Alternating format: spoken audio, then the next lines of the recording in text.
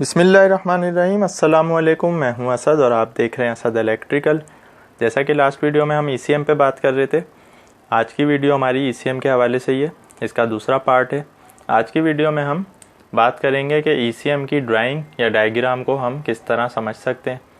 सबसे पहले जो बातें बुनियादी तौर पर याद रखने की हैं वो ये हैं कि हर मैन्युफैक्चरर या हर डिज़ाइनर की बयान करदा ECM के जो कनेक्शंस हैं, उनकी जो नंबरिंग है या उसकी जो प्रोवाइड करदा ड्राइंग होती है वो डिफरेंट होती है। तो अगर आप कैटरपिलर पर, कमिंस पर, परकिंस पर या किसी भी मैन्युफैक्चरर पर, जनरेटर पर काम करने जा रहे हैं या इंजन पर, तो सबसे पहले उसी मैन्युफैक्चरर की जो उसके साथ प्रोवाइड की हुई ड्राइंग होती है उसको आपने देखना होगा। उसके हिसाब से आपको ECM के कनेक्शंस और नंबरिंग वगैरह को समझना होगा। तो हम जो बात करेंगे वो एक जनरल बात करेंगे। यहाँ पर जितने नंबर्स हैं वो कोई स्पेसिफिक नहीं है किसी एक इंजन या किसी एक मैन्युफैक्चरर के लिए, बल्कि वो एक जनरली हमने दिखाए हुए।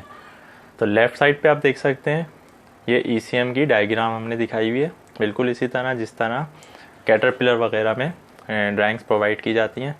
राइट साइड पर आपको जो नज़र आ रहे हैं ये सेंसर्स वगैरह हैं, कुछ इंजेक्टर्स वगैरह हमने दिखाएं, इन पर अभी हम आ रहे हैं। सबसे पहले हम समझ लेते हैं ECM को। मसलन ECM के कुछ कनेक्शंस हमने आपको यहाँ पर दिखा दिए।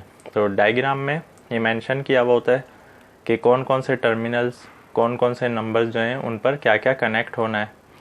तो सबसे पहले आप देख सकते हैं पॉजिटिव नेगेटिव। अगर तो 12 वोल्ट का ECM है या 24 वोल्ट का है तो ये तो डिपेंड करता है हमारी डिज़ाइनिंग पर। तो इन्होंने कहा है कि पॉजिटिव और नेगेटिव जो DC सप्लाई है ECM को वो यहाँ पर आकर कनेक्ट होनी है। तो ये हमने बैटरी से इसको सप्लाई प्रोवाइड कर दिया। जैसा कि हमने बताया था कि इसको 12 या 24 वोल्ट जब मिल जाते हैं तो उसके बेहाफ पर ये काम करना शुरू कर देता है। अब सेंसर जो है हमारे पास ऑयल प्रेशर और वाटर टेम्परेचर के हमने यहाँ पर दिखाए हैं, उनको ऑपरेट होने के लिए 5 वोल्ट DC रिक्वायर्ड होते हैं। तो मसलन 5 वोल्ट DC का इन्होंने यहाँ पर इंडिकेशन बता दी है कि ये 5 वोल्ट पॉजिटिव और नेगेटिव दोनों आपको यहाँ से लेने। तो अब हमारे पास अगर 2 सेंसर हों या 10 सेंसर हों, सप्लाई हमें यहीं से देनी होगी थी सबको। तो यहाँ पर हमने 2 सेंसर्स दिखा दिए हैं, एक ऑयल प्रेशर का है, दूसरा टेम्परेचर का है, वाटर टेम्परेचर का ले लेते हैं।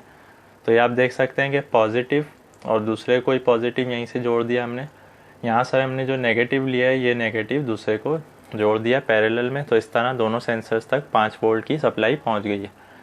अब सेंसर्स उमूमन जो है वो 3 कनेक्टर्स के होते हैं, यानी उसमें 3 कनेक्टर्स होते हैं। 2 सप्लाई के लिए होते हैं, तीसरा जो है वो आउटपुट के लिए होता है जो वो ECM को प्रोवाइड करता है।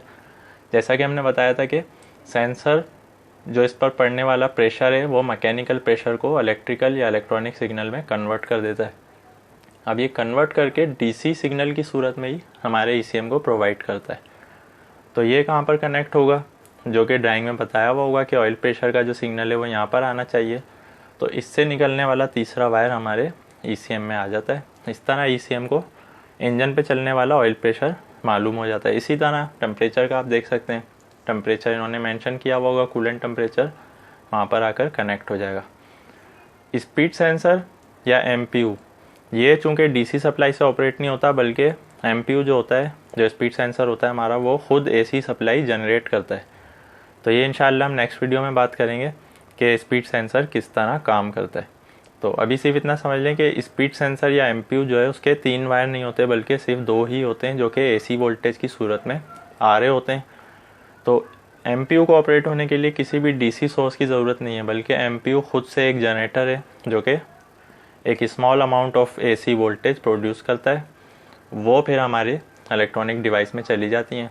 तो यहाँ से हमने 2 तार लेकर अपने ECM को कनेक्ट कर दिया, तो इसको स्पीड सिग्नल यहाँ से मिल रहा है। अब हम आ जाते हैं इंजेक्टर्स पर। जैसा कि मसलन हमने 6 इंजेक्टर यहाँ पर दिखाए हुए हैं। तो इंजेक्टर्स की जो सप्लाई होती है वो अलग अलग होती है, वो कॉमन नहीं होती। यानी कि ऐसा नहीं हो सकता कि 2 वायर हमने जैसे ये 5 वोल्ट के लिए थे सेंसर्स को दे दिए, ऐसे ही हम सारे इंजेक्टर्स को जोड़ दें, क्योंकि इंजेक्टर्स को जो काम करना होता है वो इंजन की टाइमिंग के हिसाब से करना होता है। अब होता क्या है कि हर इंजेक्टर को हमें अलग सप्लाई प्रोवाइड करनी है, लेकिन वो पॉजिटिव होती है। तो पॉजिटिव तो हम अलग अलग देंगे, नेगेटिव हम कॉमन कर सकते हैं। तो मसलन यहाँ पर इन्होंने बताया हुआ होता है कि इंजेक्टर का कॉमन कनेक्शन ये वाला है। तो यहाँ से लेकर हमने एक इंजेक्टर को और फिर यहीं से जंप करके तमाम इंजेक्टर्स तक नेगेटिव पहुँचा दिया है। अब ये 1 to 6 ये नंबर है 1 2 3 4 5 6, यहाँ से लेकर हम सारे इंजेक्टर्स को बिलतरतीब कनेक्ट कर देते हैं ताकि वो सीक्वेंस से काम कर सकें। अच्छा, ये बात भी याद रखने की है कि इंजेक्टर्स को मिलने वाली डीसी सप्लाई 12 या 24 वोल्ट नहीं होती, बल्कि बहुत ज़्यादा होती है, तकरीबन 100 के करीब होती है। अब सवाल ये पैदा होगा कि एक ऐसा ECM जो 12 या 24 वोल्ट से ऑपरेट हो रहा है, वो इंजेक्टर्स को इतनी ज़्यादा सप्लाई कहाँ से प्रोवाइड कर रहा है। तो आपको याद होगा, अगर आपने वो वीडियो देखी है और अगर नहीं देखी तो हम उसका लिंक जो है वो डिस्क्रिप्शन में दे देंगे।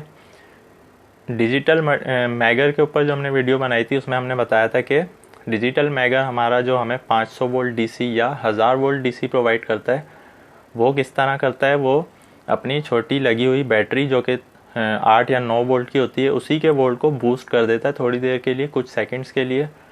तो DC का एक बूस्ट सिस्टम होता है जो वोल्टेज को बहुत ज़्यादा बढ़ा देता है। तो बस वही सिस्टम इसमें यूज़ हो रहा होता है। इसको अगर 12 या 24 वोल्ट मिल रहे हैं बैटरी से, तो ये उन्हीं वोल्टेज को बहुत ज़्यादा बूस्ट करके एज़ पर रिक्वायरमेंट हमारे इंजेक्टर्स को प्रोवाइड करता है। इसको हम पल्स वोल्टेज या पल्सेटिंग वोल्टेज कहते हैं, जो कि 90 से 120 वोल्ट DC के करीब होते हैं। वो डिपेंड करते हैं लोड के ऊपर और दूसरी चीज़ों के ऊपर। तो इंजेक्टर्स पर हम इंशाल्लाह डिटेल से बात करेंगे। तो इसको हम EUI भी कहते हैं, यानी कि इलेक्ट्रॉनिक यूनिट इंजेक्टर्स।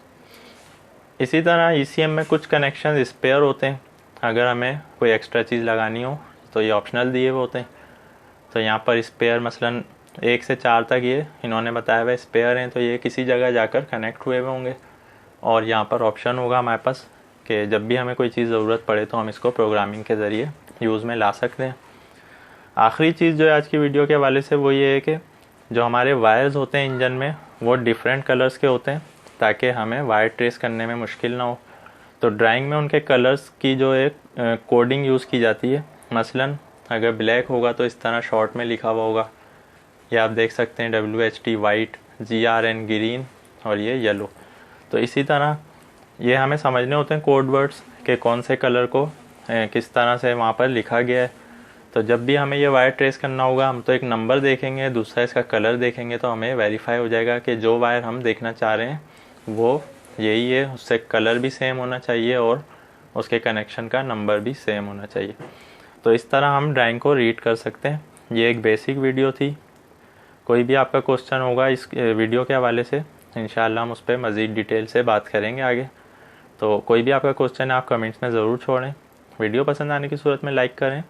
आज के लिए इतना ही। नेक्स्ट वीडियो तक के लिए इजाज़त दीजिए। अल्लाह हाफिज़।